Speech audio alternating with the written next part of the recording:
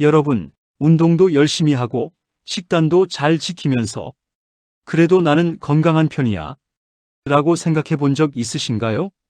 그런데 밤만 되면 전혀 다른 이야기가 시작됩니다.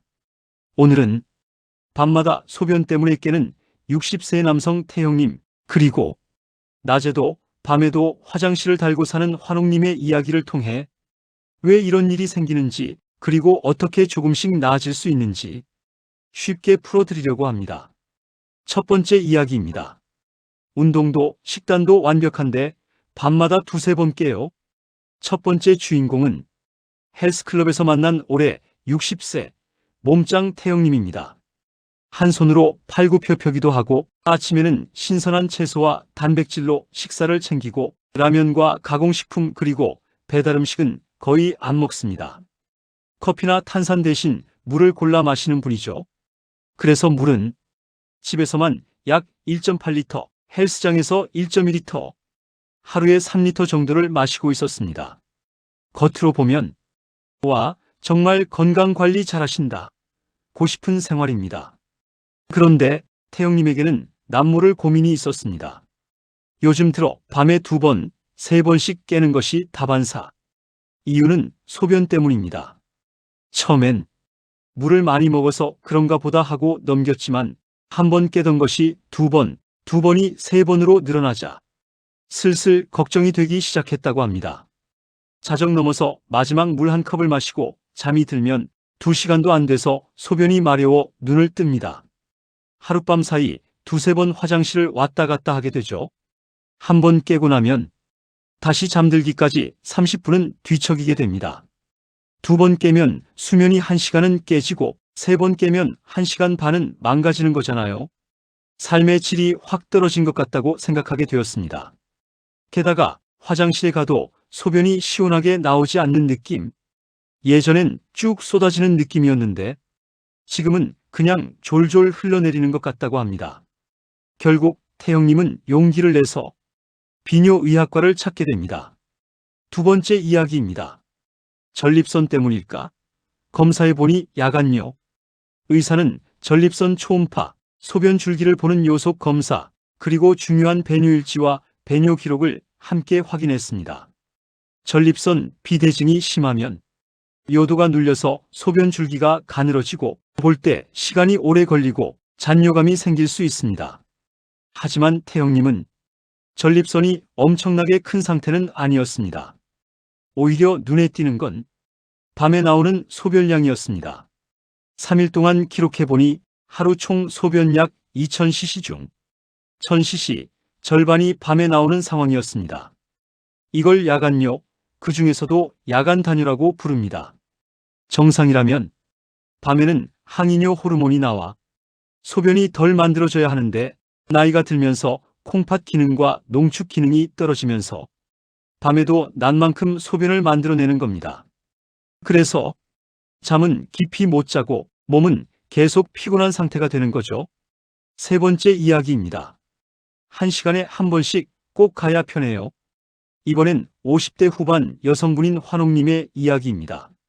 환옥님은 낮에도 거의 1시간에 한 번, 밤에도 2~3번은 꼭 화장실을 가야 합니다. 모임을 하다가도 일을 하다가도 중간에 자꾸 화장실에 다녀와야 해서 눈치도 보이고 화장실이 없는 곳에 가면 마음이 불안합니다. 식사를 살펴보니 점심은 늘 김치찌개, 국물 있는 음식, 반찬도 짭짤한 편입니다. 국물 요리가 없으면 밥 먹는 느낌이 안 날 정도였죠. 염도를 측정해보니 기준 1.0에 비해 거의 2배 가까운 염도가 나왔습니다. 짠 음식을 많이 먹으면 몸은 나트륨을 소변으로 내보내기 위해 더 많은 물을 필요로 하고 그만큼 소변이 자주 많이 만들어집니다. 환옥님도 비뇨의학과에서 배뇨일지와 검사를 진행했습니다. 결과는 방광은 300cc까지도 채울 수 있지만 실제로는 100cc도 안 되는 양을 자꾸 비우고 있다는 것. 이런 경우를 과민성 방광이라고 합니다. 조금만 차도 말이 온 것 같다는 느낌이 강하게 오고 실제로는 많이 차지 않았는데도 습관처럼 자꾸 화장실을 가게 되는 상태입니다. 결국 방광은 점점 적은 양에 익숙해지고 실제 용량도 작게 쓰게 됩니다. 그래서 더욱 자주, 더욱 급하게 느끼게 되는 악순환이 생깁니다. 네 번째 이야기입니다. 문제에 대한 공통 솔루션은 물과 습관, 근육입니다. 자, 그럼 두 분께 공통으로 제시된 해결 방법은 무엇이었을까요? 생각보다 단순합니다. 첫째, 물을 적당히 마시기. 둘째, 소변을 조금씩 참아보는 연습. 셋째, 골반적은, 즉 소변 멈추는 근육 운동하기입니다. 네 번째 추가 이야기입니다. 물을 많이가 아니라 적당히. 배뇨 장애가 있는 분들에게 의사 선생님이 권하는 하루 수분량은 보통 1에서 1.5리터입니다. 태영님처럼 하루 3리터를 꾸준히 마시는 건 과한 경우에 속합니다. 특히 중요한 건 시간대입니다. 잠자기 3시에서 4시간 전부터는 가능한 물과 음료를 줄이는 것.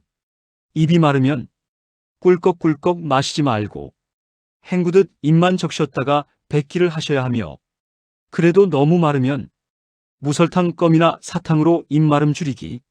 물을 많이 마실수록 건강하다는 말은 배뇨 장애가 있는 분들에겐 사실이 아닙니다. 오히려 증상을 악화시키는 요인이 될 수 있습니다. 네 번째 추가 두 번째 이야기입니다. 방광 훈련 조금만 더 참아보기. 두 번째는 방광 훈련입니다.